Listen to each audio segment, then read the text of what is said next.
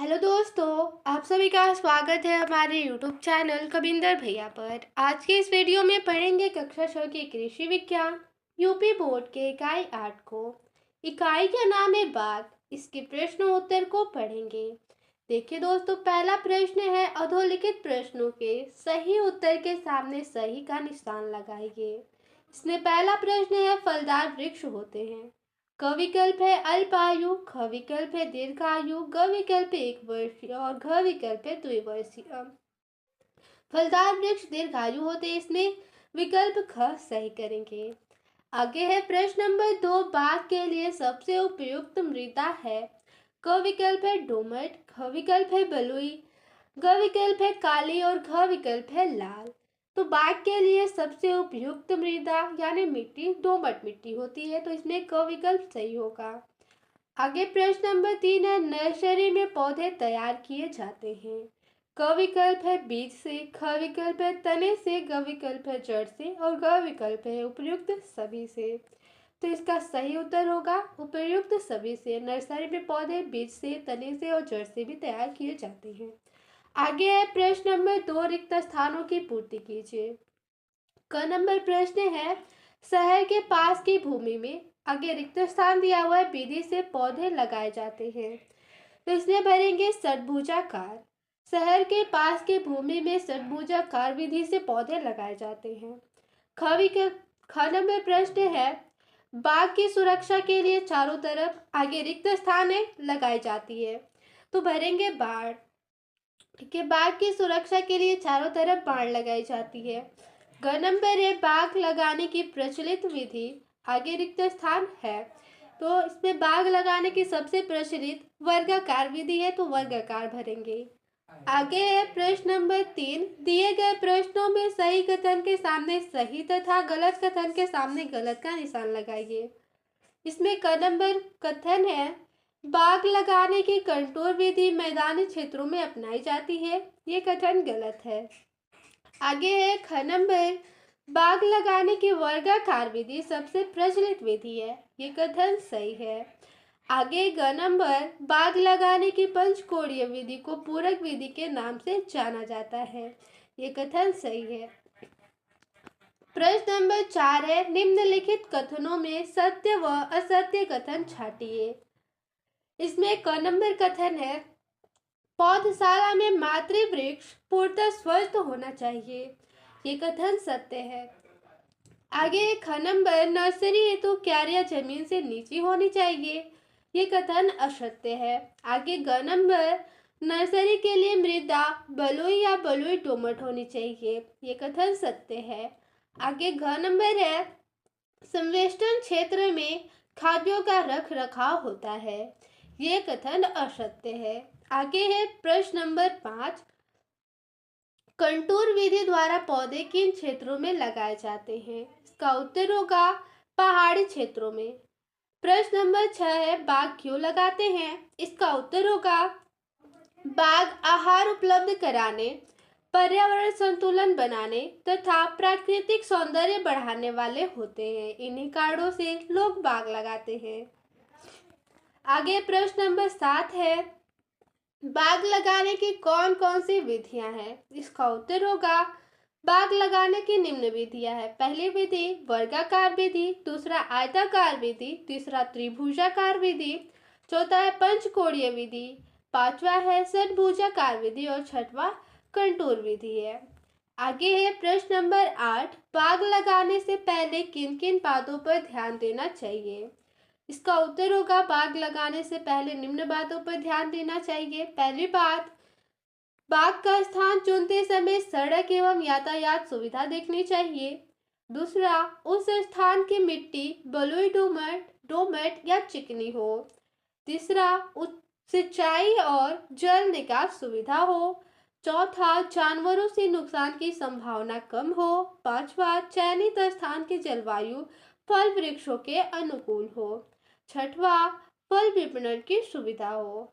आगे प्रश्न नंबर 9 है पौधघर अर्थात नर्सरी से आप क्या समझते हैं, इसकी आवश्यकता क्यों होती है।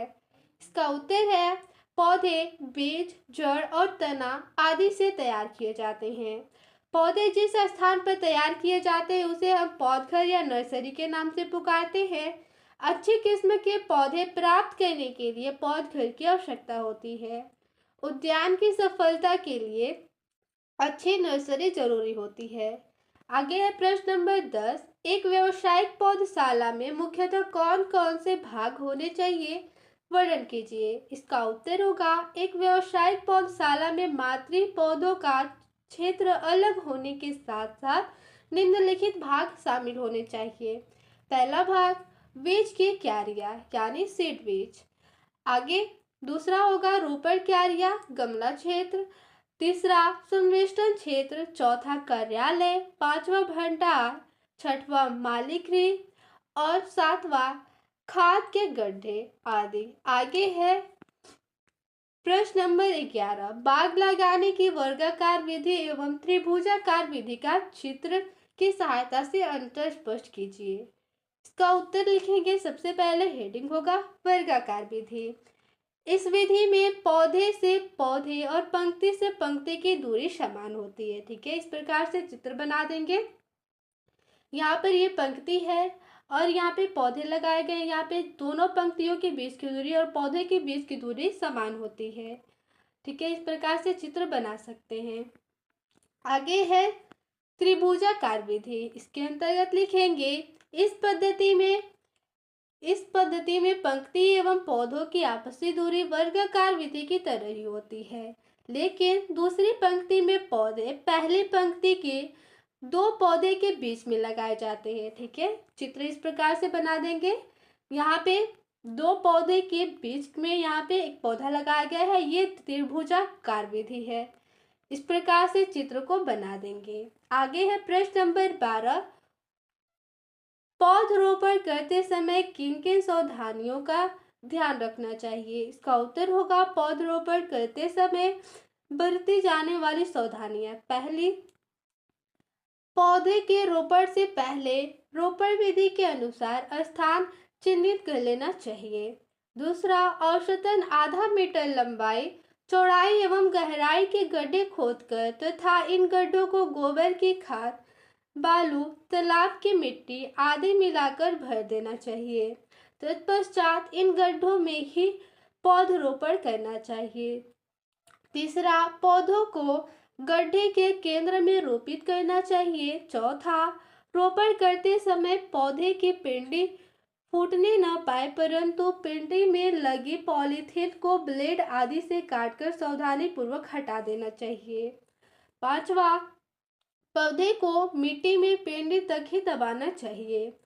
पौधा किसी भी दशा में रोपण के समय तिरछा न होने पाए। यदि तना किसी तरफ झुक रहा हो तो बांस आदि की छड़ी की सहायता से बांधकर सहारा देना चाहिए। छठवा, रोपण के बाद तुरंत हल्की सिंचाई कर देना चाहिए। छठवा, रोपण वर्षा ऋतु में या फरवरी मार्च में करना चाहिए। प्रश्न नंबर 13 है, पौध खरीदते समय किन किन बातों का ध्यान रखना चाहिए। इसका उत्तर है, पौधे खरीदते समय बरती जाने वाली सावधानियां। पहला, प्रजाति के अनुसार चुनाव में लिखेंगे, पौध विक्रेता एवं नर्सरी मालिक कई प्रकार के प्रजातियों के पौधों को एक में मिलाकर बेच देते हैं। जब यह पौधे 10-12 साल बाद फलते हैं तब उनकी प्रजाति का पता चलता है और पूरा बाग खराब हो जाता है। अतः पौधे खरीदते समय वांछित प्रजाति की पहचान करके ही खरीदें। दूसरा है, कलमी पौधों की जगह देसी पौधों का रोपण। इस हेडिंग के अंतर्गत लिखेंगे, पौध विक्रेता देसी पौधे सस्ते होने के कारण कलमी पौधे के साथ देसी पौधों को बेच देता है। पौधे खरीदते समय तना पर कलियायन अथवा ग्राफ्टिंग का चीरा देखकर कलमी पौधे पहचाने जा सकते हैं तथा धोखाधड़ी से बचा जा सकता है। इस पाठ में इतना ही प्रश्न था। मिलते हैं अगले वीडियो में। धन्यवाद।